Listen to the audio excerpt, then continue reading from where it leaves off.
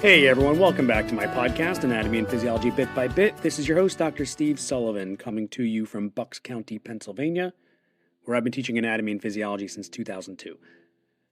Today we're going to open up the immune system. We're going to start by talking about the immune system. We're not going to get all the way through it in one episode, but we're going to start.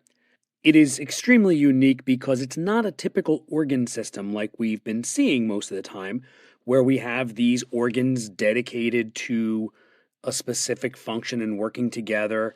This is different. The immune system's everywhere. It's cells that are all throughout your body working together to try to protect our bodies from things that can make us sick. And the immune system has most of its cells in the lymphatic organs, but we're going to talk about that later. Those cells are everywhere, and they're doing a lot of different kinds of things. And the immune system isn't just cells attacking foreign particles. The immune system is also just the simple barriers that we have against the outside world. So we're going to get into that in a little bit, but most of my listeners are taking A&P, and they're trying to get into nursing school or radiography school or PA school, you name it, lots of stuff, occupational therapy, physical therapy, lots of different tracks. And you need to do well on your exams. You need to pass A&P with a B or better most of the time. And that's not easy. So I took the time to speak to someone that I've known for about 10 years who has been looking a lot lately into learning science and looking into what it takes to actually learn the content of a class like A&P and do well on the assessments so that you can be successful. So today, my guest is Dr. Michael Coate. Michael has a PhD in biological anthropology from Michigan State University, and he taught anatomy at Michigan State University and Lansing Community College. He's currently the Director of Digital Content and Pedagogy for McGraw-Hill Education's Life Sciences Division. Now, in this conversation, he's going to talk a lot about some books that he's read and some other experts that he is citing. I have put links in the show notes for all of these things. There's a website called learningscientists.org. There's a link to a blog that Michael references, and then there's also a link to a book that he references by Dr. Daniel Willingham from the University of Virginia, who is a cognitive scientist who studies how our brains learn. So there's links to all of that in the show notes, so you can use those to look up some of the things that we talked about. So without further ado, I hope you enjoy the conversation I had with Dr. Michael Coate about learning and learning strategies and how you can employ them to do better in your A&P course. So let's go to it. All right, Dr. Michael Coate from McGraw-Hill Education, thank you so much for joining me. Hi, Steve. Great to be with you. So, Michael, over the last couple of years, I've seen you do some presentations at conferences and symposia around the country talking about learning strategies for students who are taking life sciences classes like anatomy and physiology. Could you give me the gist of what these presentations are about? So, Steve, I think you're right. I think I first started doing this about 5 years ago. And really, the genesis of it is that I stumbled upon this podcast called The Learning Scientists. And you can go to thelearningscientist.org and see their blog, get links to their podcast, and they even have a book. And the content really resonated with me. The Learning Scientists are cognitive psychologists who had gotten a grant and decided to take their information out of their paywalled academic journals and get it to teachers, professors, students, so that people could learn better. And it just kind of clicked with me like, holy cow, I wish I had some knowledge of all of these strategies when I was teaching. And I saw some immediate connections to like, wow, a couple of our digital products are really leveraging several of these principles already. And we can continue to talk to instructors about how using some of these assignment types, these digital assignment types, can really build in great learning strategies into their course. When you say digital products, just for the listeners who don't know what you're talking about, you're talking about the digital learning tools that come with the textbooks for anatomy and physiology, like homework management systems, question banks, lab simulations, things like that. Correct, exactly. A lot of these strategies, like you can use them low tech and with technology. Right. So I've noticed that when you're doing your presentation, you talk a lot about things that have become persistent myths in the way we study.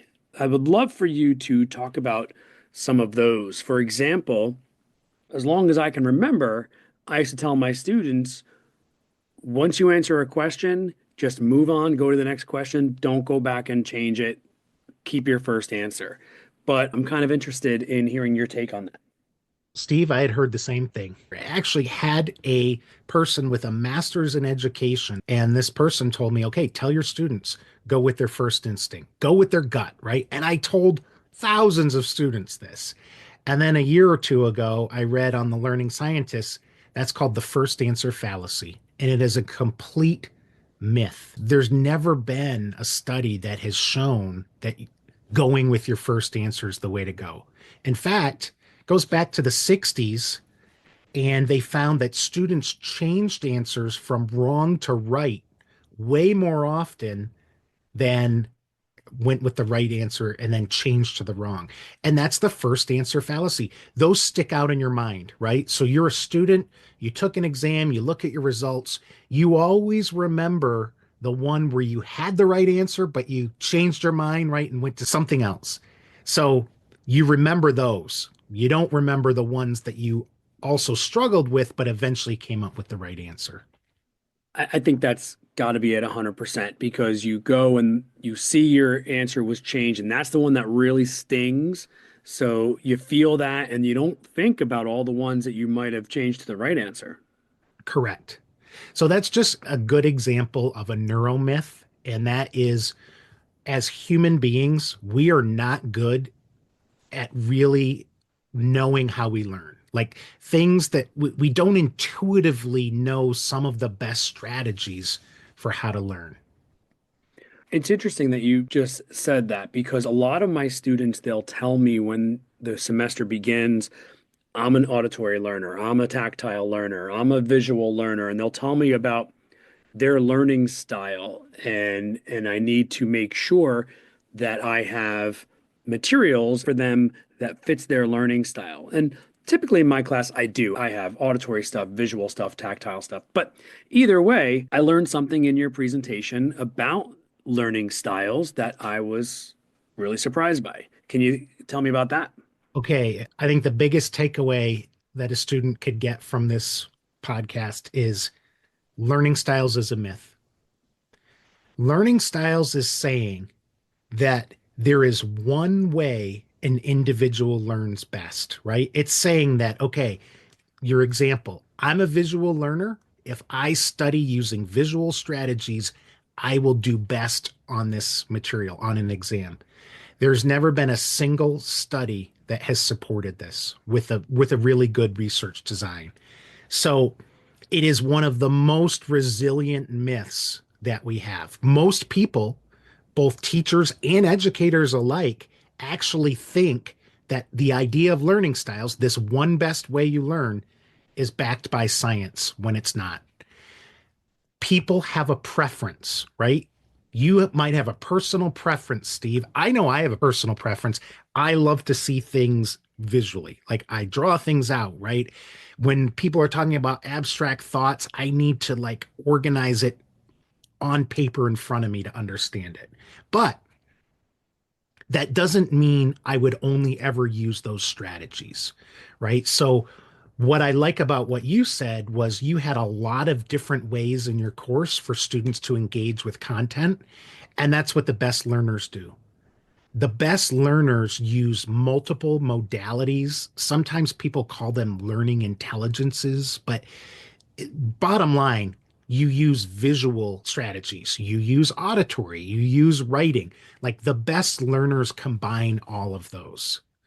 That's good information for my students, I think, to make sure that they don't just pick one tool that I've provided for them in my materials. They use them all, even if they cover the same material. Right, correct.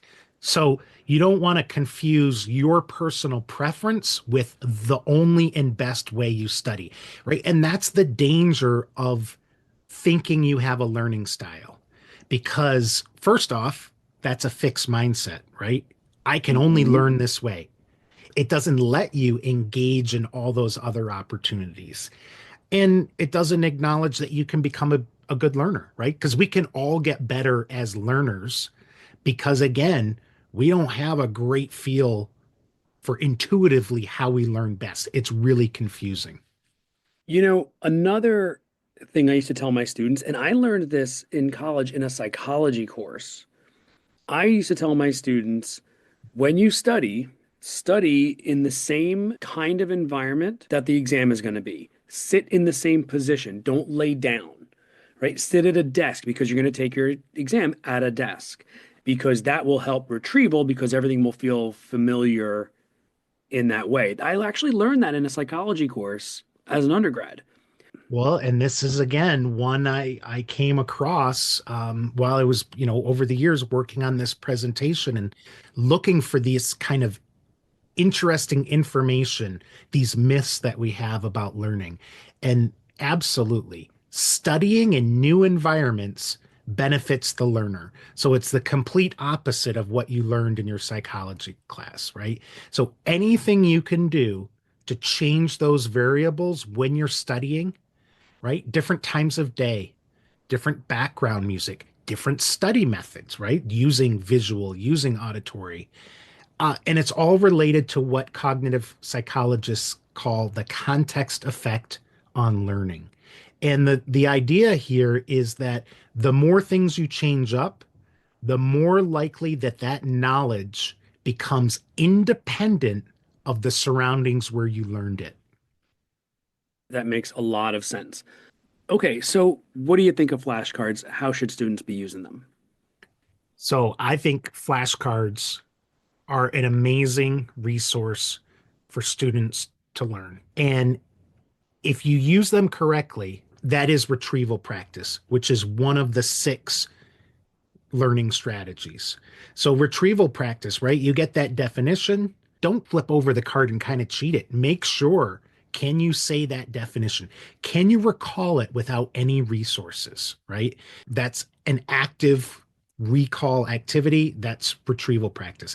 Anything you can do to make yourself kind of retrieve that information without looking at your notes, without looking at the back of the card.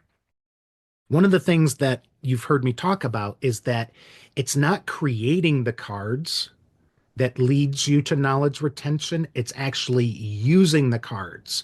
So, what's the takeaway for the student who's listening? What that means is if you have an exam 3 days from now and you're still sort of making your flashcards, it's kind of too late, right? You need to be using the flashcards you've already created to retrieve that information. You should be doing that every couple days. So the night before an exam, there's really no sense in making flashcards. Right, because it's the using them, it's not the making them that you're getting the benefit. Correct. The biggest bang for your buck is using that as retrieval. Some other strategies with flashcards are yes, you can do just a definition, right? But take that to the next level. Like think about combining at a little bit more conceptual level. So it's, as a novice learner, you kind of default to the term and the definition on the back. But maybe you can take that a little bit further, right? Like instead of what's prophase in mitosis, right? Maybe it's like sketch prophase or compare prophase to anaphase, right? Or list the differences between some of the phases, right? So a little bit more of a conceptual card where you're not just giving back a definition. Okay, that's good advice. So, a lot of times the criticism on flashcards is that they're pretty basic and they don't really give enough information to do very well on an exam. They're just giving you the basic definition type stuff. Yeah, but also keep in mind to do well on higher order thinking exercises, which are frequent on exam, right? Even short answer, you need to know those basics. The more you know those basics and can just retrieve them like clockwork, there's actually research that supports that being able to do that actually leads to better performance on higher order exams because you can clearly see the difference between concepts, right? So being able to really distinguish and differentiate, some of the facts about things helps you like compare and contrast those when you start writing a short answer question. Yeah, I get that with my students a lot. And sometimes I'll have a student who says, I don't really like to memorize things, I like to understand them. And my response to that usually is something like, I'll give an example. Okay, that's great. You might understand muscle contraction. You might understand excitation, contraction, coupling. However, how are you going to convey that to me if you don't know which is the T tubule and which is the terminal cistern and things like that? You still have to memorize the anatomy of the muscle cell to convey to me that you understand how it works. Yes, the building block to get to understand is memorizing the basic facts. So that's a good example, right? Because muscle contraction, it wouldn't just have to be the definition, right? It could be something more specific, like what happens at coupling, what happens at excitation. Think about making those flashcards more than just a word in a definition, like summary note cards. Summarize all of the information into a series of cards. Cranial nerves, every cranial nerve, what's its origin, right? How does it travel? What's its sensory innervation? What's its motor? What's its visceral motor? So, a very systematic way. On the one side, could be like, tell me everything I know, right? About cranial nerve one. I could kind of talk about it out loud and then check the other side. Yeah, that's good. I mean, that's a high level flashcard. Flashcards are whatever the student wants to make them to be. Here's the other thing with flashcards, Steve, and this is to make a stack of action cards. So to take flashcards where you put action phrases. So these aren't content. These are cards you could use in any one of your courses. Draw this concept, create a concept map, describe the concept without using a keyword example. Draw two cards from your deck, two content cards. How are they different? How are they related? Give a real life example. This is a strategy called elaboration, and that is asking sort of like how and why questions. So you see how you took something like flashcards, but now you're getting at the kind of things you're going to have to do on an exam, right? Compare and contrast. Describe this concept, be able to sketch it, right? Like that definitely is taking that basic flashcard to the next level.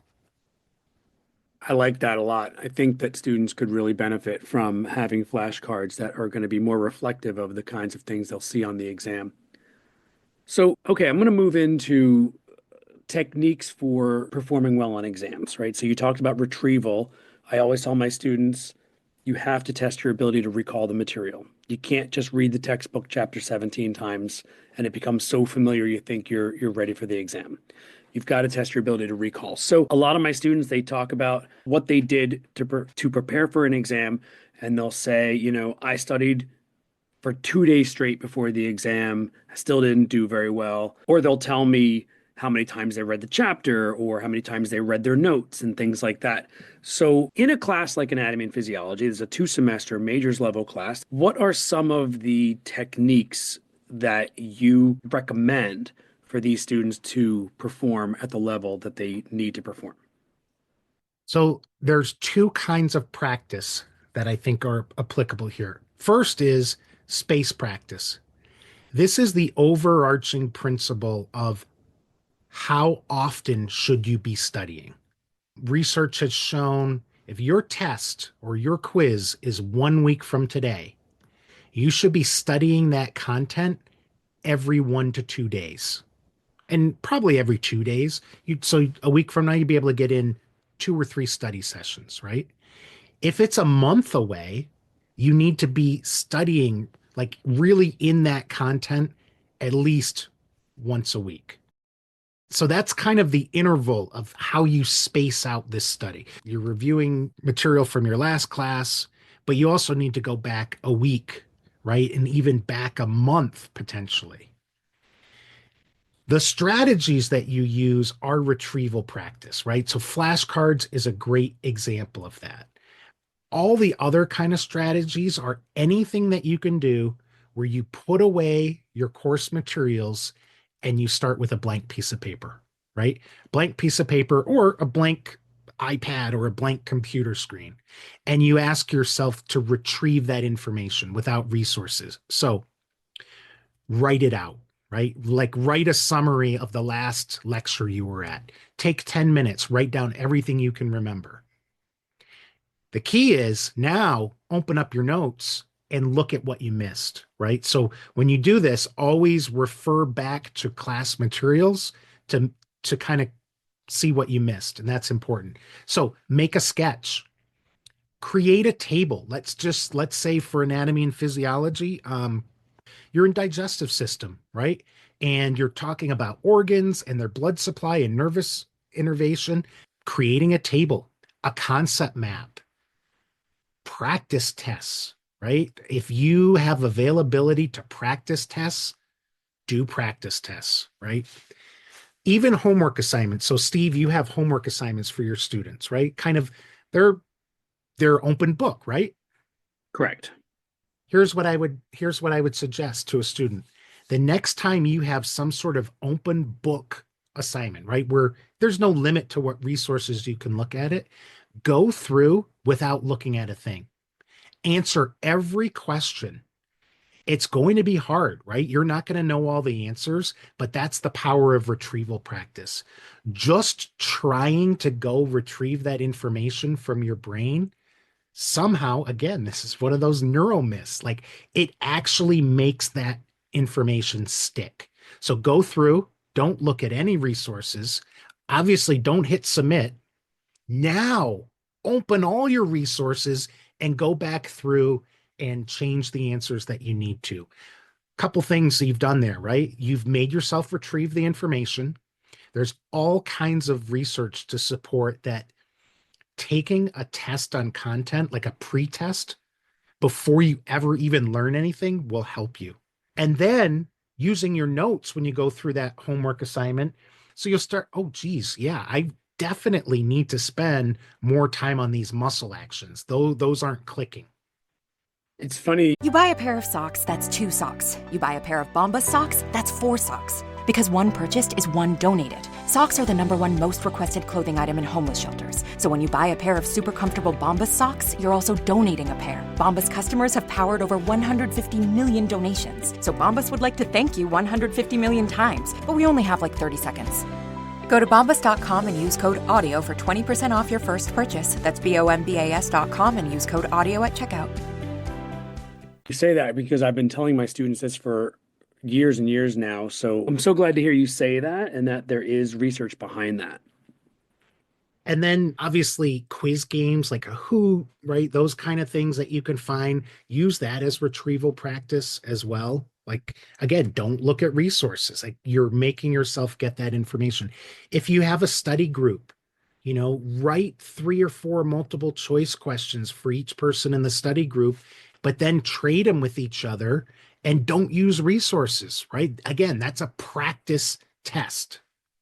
So anything that you can get your hands on in terms of that kind of practice, do it without looking. This is something that Dan Willingham talks about in his book, Outsmart Your Brain, which I would highly recommend. It's really written for students about learning. It's a challenge, and that challenge will pay off. And when you do that every 2 to 3 days, that's the real key, right? So spacing out your retrieval practice is really key. And avoiding the temptation to cram is going to be really helpful. I know that for the students listening, yes, the onus could definitely be on you for how you prepare. But if there's any instructors listening, I will say that the digital materials that probably come with your textbook will allow you to set your course up to foster this in your students' preparation. I definitely know McGraw-Hill does it. I can't speak for the other publishers because I don't use their materials, but to be fair, they probably have similar systems in place that you could utilize. Absolutely. Especially if you're an A&P because you know you're going into nursing, you want to go to medical school, you're probably a pretty good test taker to start with, but you want that long-term retention, right? Because you're going to have board exams, you're going to have NCLEX exams, really, especially in the courses where you know that's in your major. Try as much as you can to space that out because you'll just have better long-term retention. That was really, really good advice for students. So, one other thing I want to ask about from your presentation is you talked about dual coding in terms of using visual aids and also words. And with anatomy and physiology, it's such a visual topic that I wonder if you could talk a little bit about dual coding. So the strategy of dual coding is all about visuals and words. And when I heard about this for the first time from the learning scientists, I was like, everything clicked, right? Because these were things that I was telling my students to do when I taught, but I didn't know what it was called, right? Like I was aware that there was a benefit here. So the first one would be compare visuals to words, right? And every student is familiar with this. You've got your book, whether it be a print book or an ebook, or you've got your instructor's PowerPoint slides. There's text there, right? And then there's always a visual. It'll say you're looking at something, label of the heart, and it'll say in figure 7, internal view of the heart. So you're reading about it, and then you look over at the labeled image, right? So you're very familiar with this ability to compare visuals to words. You're kind of doing this already. The second one is look at visuals and explain what you can see. So after you've spent some time reading about it and looking at the visuals, what could you do as a student to cover up the labels? So, I mean, this is old school, but back when I was teaching, I had students and they were in a print book, right? Primarily over 10 years ago, they'd take sticky notes and cover up the labels that were there.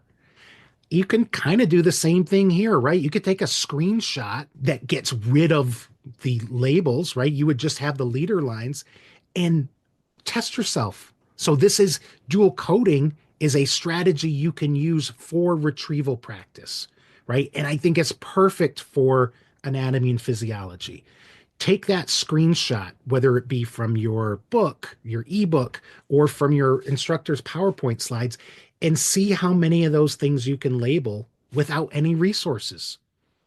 It reminds me of the old days where we had workbooks.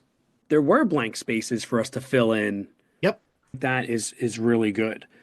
The third one for dual coding is draw your own visuals.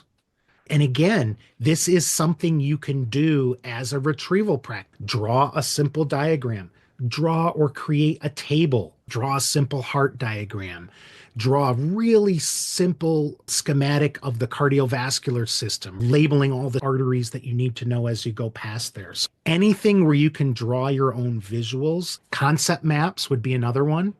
If you can draw your own concept map for something, you're going to do pretty well on the short answer questions. Well, Michael, you've been super generous with your time. Hopefully your strategies will help the listeners who are studying A&P get the B and better they need in A&P. And I'm going to put links to the website you mentioned, The Learning Scientist. Also, you mentioned Dan Willingham, who's a cognitive scientist. I've read him as well. And I'll either tag him or put a link to the book you mentioned so students know where they might be able to get that. Thank you so much, Michael. I really appreciate you coming on and sharing all of this with my listeners. Steve, it was great to chat with you. Thank you so much to my great friend, Dr. Michael Cote. That was an incredibly interesting conversation that we had, and I think beneficial to any student who is studying anything, much less anatomy and physiology. But if you are studying a real content-heavy course, like something in life sciences, these strategies are for you. So if you skipped past the interview because you just wanted to hear the content for today's episode, I implore you to go back and listen to that conversation. Michael has so much valuable information to share with students. I will say that having thought about it a little bit more since I recorded the intro, Michael and I have probably known each other for more like 13 to 15 years now that I think of it. And because of all the conferences and symposia and McGraw-Hill events, because of my work with McGraw-Hill, over the years, I'll bet Michael and I have had dinner together in at least 10 different cities, and that's probably a conservative estimate. He's a great guy, one of the smartest people I've ever met, and I really, really hope you got a lot out of that conversation. I know I did. So thank you again. Don't forget, links to all the sources he talked about are in the show notes, so you can check all of those out. Having said that, let's talk about the immune system a little bit.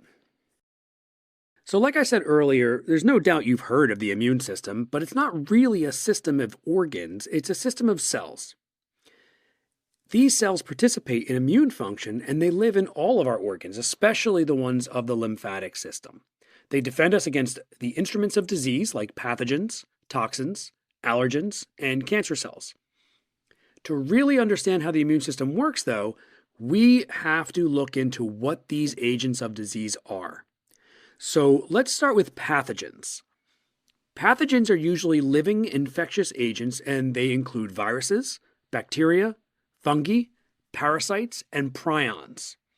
So we'll talk about some examples of each of those pathogens.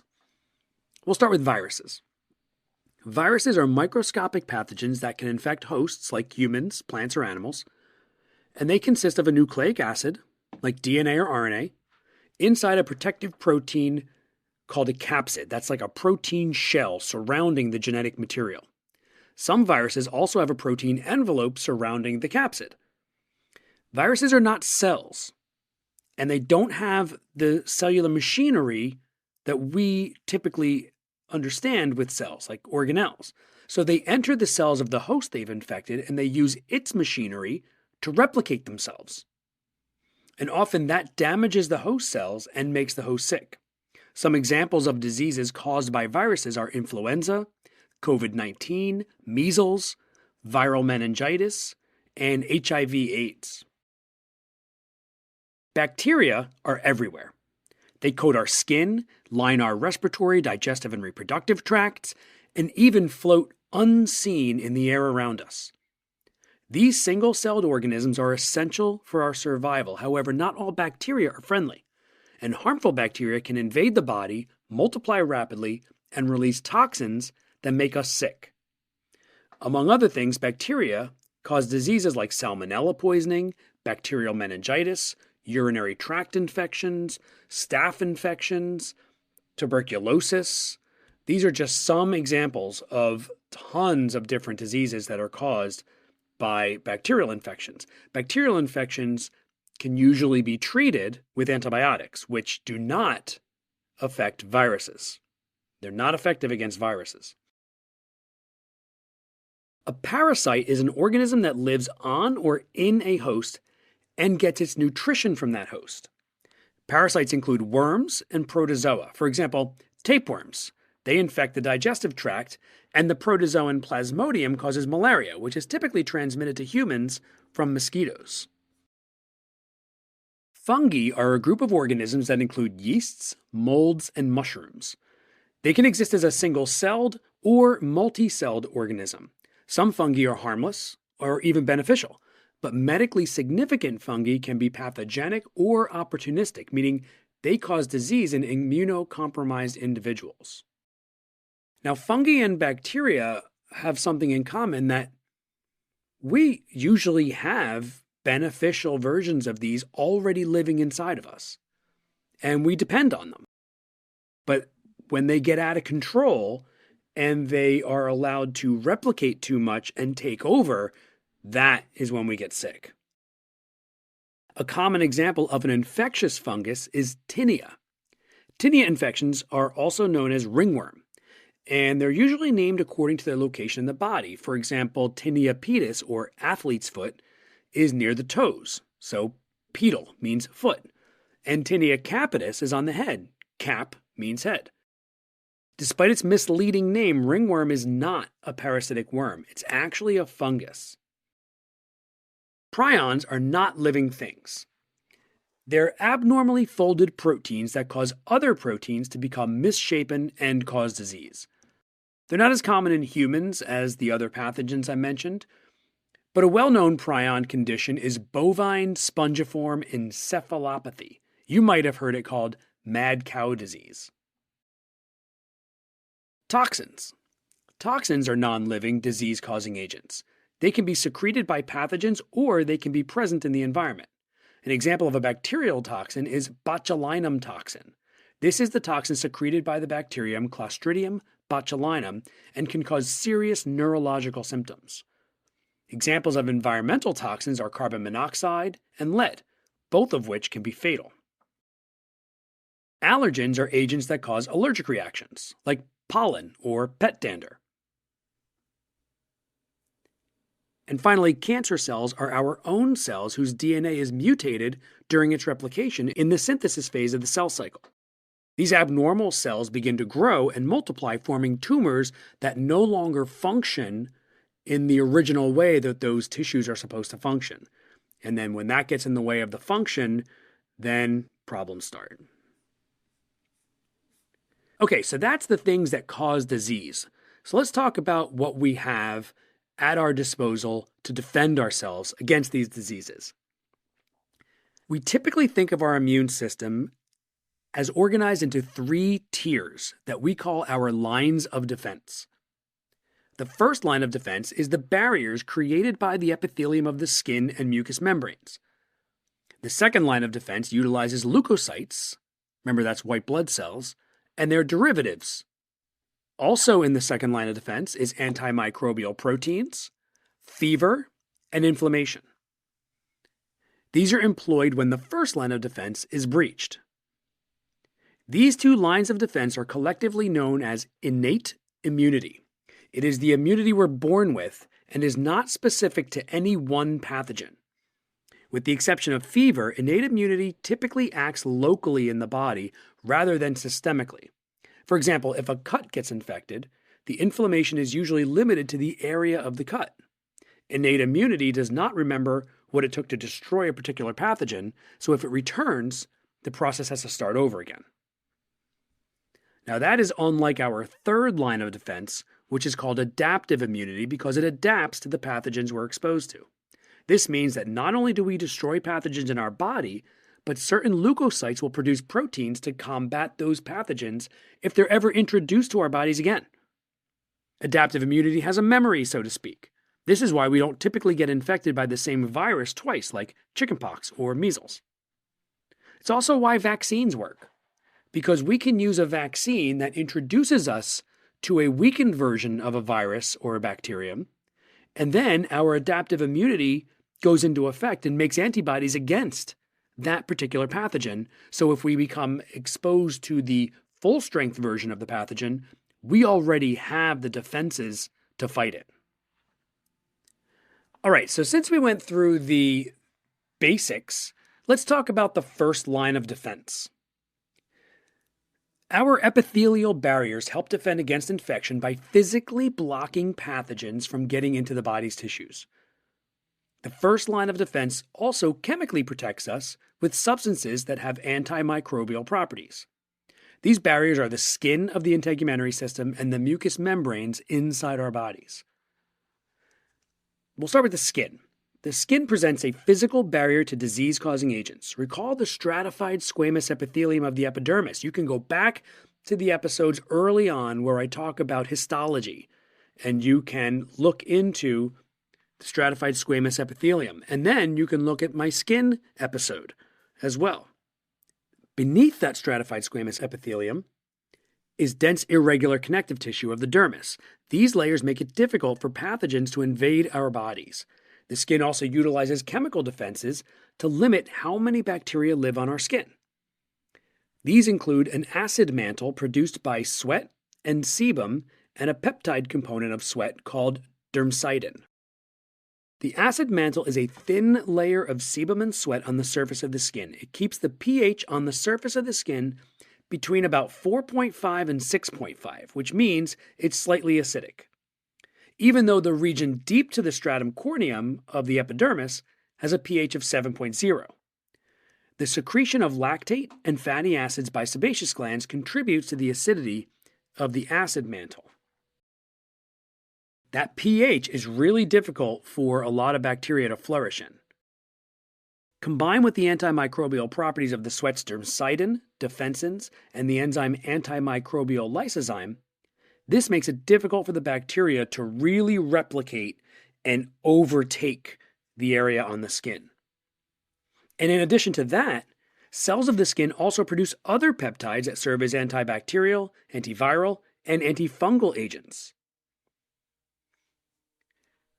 Now, the mucous membranes of our digestive, respiratory, reproductive, and urinary tracts are lined with sticky mucus that traps foreign particles, including any microorganisms that make their way into it, and then they can be removed or destroyed depending on which tract they're in. In the respiratory tract, epithelial cells have cilia, and those cilia sweep the mucus away, taking the trapped microbes with it. Microbes are also killed by the low pH of the stomach's gastric juice, the urine, and the vaginal secretions of the female reproductive tract. Like sweat, mucus, saliva, and lacrimal fluid also secrete lysozyme, which kills bacteria by breaking down the peptidoglycans of their cell wall.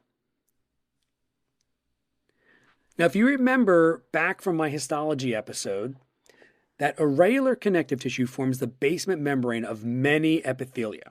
So we find it deep to the epidermis and the mucous membranes. Its ground substance contains a thick hyaluronic acid that is difficult for most pathogens to penetrate.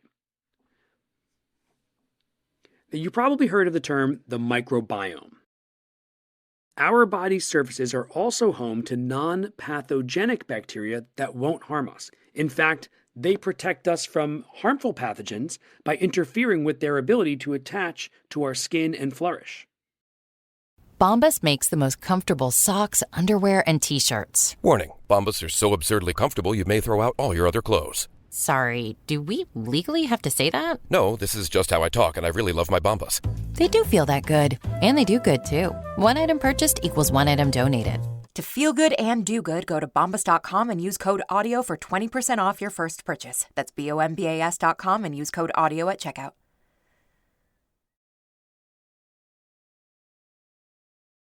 Okay, so that's the basics of the immune system plus the first line of defense.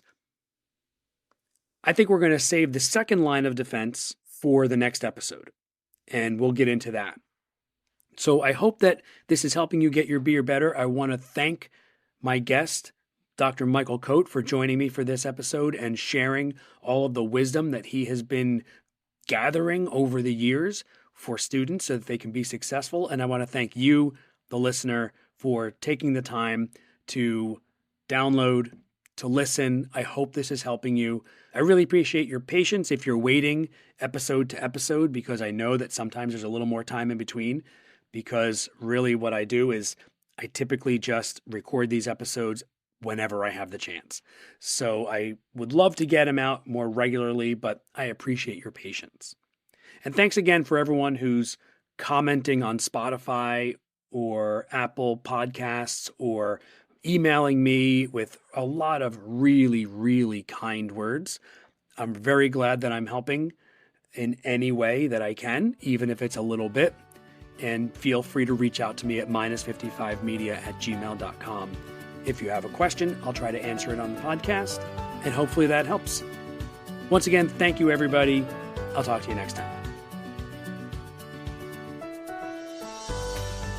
Anatomy and Physiology Bit by Bit is a production of Minus 55 Media. Don't forget to check out my Instagram account and my YouTube channel, both called Student Help for AP.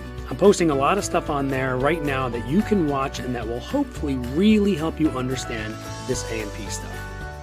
Very special thank you out to my family, Bucks County Community College, and McGraw-Hill Education, where you can find my tutor video-based textbook alternative Anatomy and Physiology digital suite, already being used by several colleges and universities throughout the United States.